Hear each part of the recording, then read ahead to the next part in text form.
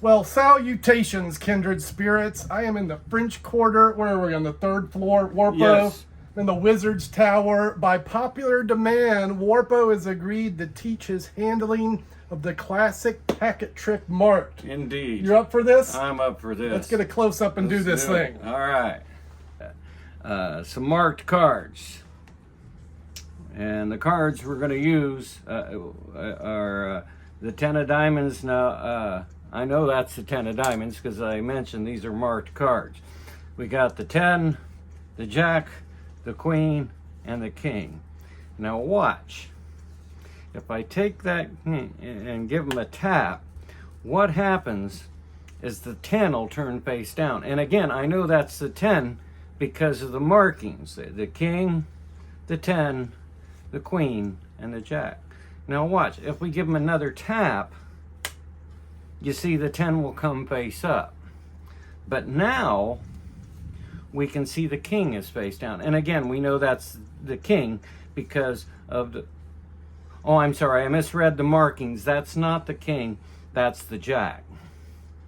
Because there's the king, there's the queen, and there's the 10. Let's have a little review, shall we? Watch. We've got the 10, the jack, the queen, and the king.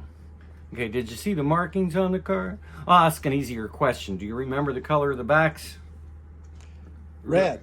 No, you see... yeah, you got it. I've seen this trick too many times. Yeah, you were right though. But I don't know that I made the markings fairly bold. You saw those too, didn't you? No. Yeah. Well, 10D. That of course would be the 10 of diamonds. Now the JD would be the jack of diamonds. The QD would be the king of diamonds. That's crazy. And the queen, of course, So the king clean. of diamonds. Yeah, so that you have 1, 2, 3, 4. Those are the marked cards. Fantastic. All right, Warpo, you ready to explain this thing? Yeah, why the hell not? What you got going here? Well, first of all, they consist of 4 sequential cards. I like using 10s through kings, but you can use it. This comes in handy enough. And then... So you use Sharpie marker? Yeah, now I also always recommend using red back. Okay. Because of how much they stand out. If you do the markings on the blue back, it's not as much as in your face. Of course, the trick will work the same, but I think right. the way it jumps out at you. So they're just in sequential order. What I do is I get the cards out of the deck and I just set them on the table. And I get my thick marker, and now when it comes down to the last card, in this case the king, your double backer. So it's a red-blue double backer. Yeah, and you got a red-blue double back, and you just put it to match the last king, because technically, when doing the trick, this one wouldn't need to be marked, because you never see the back of this one. Interesting. The reason I like to do that is on the rare occasions that once you get done, if you want to lap the gaff card away and toss them out there, they can all be examined. Oh, I love that. That's a big bonus for this version, examinable. Okay. Now, it's really rare that I do that particular thing, but the thing is you can. I love it. So the things I like about this also is that, first of all, you don't need a table.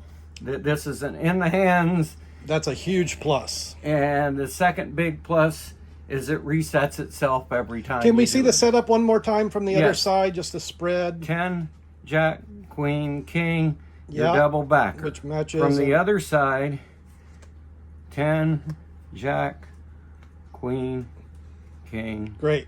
And double backer. Also, it does help to have all of the lined up. The letters and numbers facing the same direction.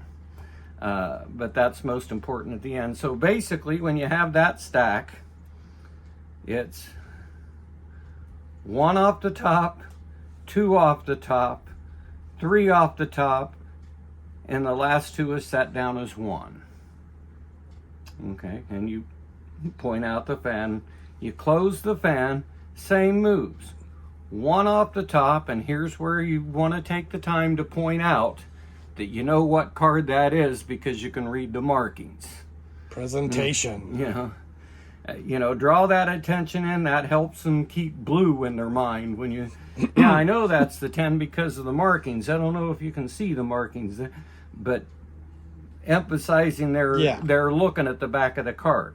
But 1 off the top, 2 off the top, 3 off the top, and set the last 2 down as 1. Each time naming the card.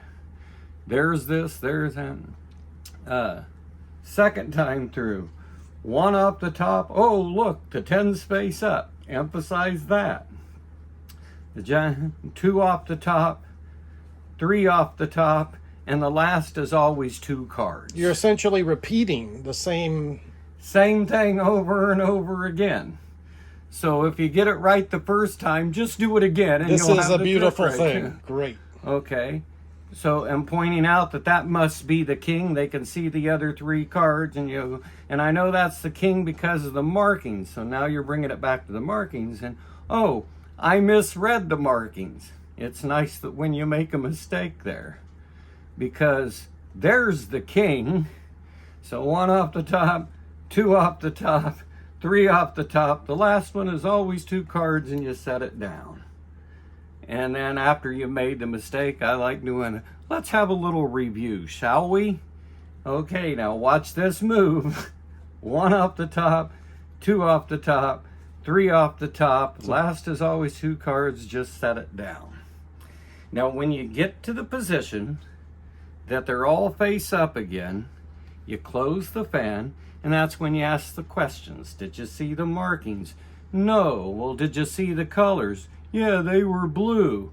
When you turn it over, and again, it's better for their eyes if the the professionalism are facing them, that they're in the position they can read. So it goes 1 off the top, show both sides. Same move.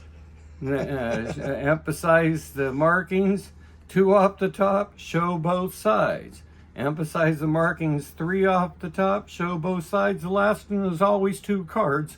Show both sides and set.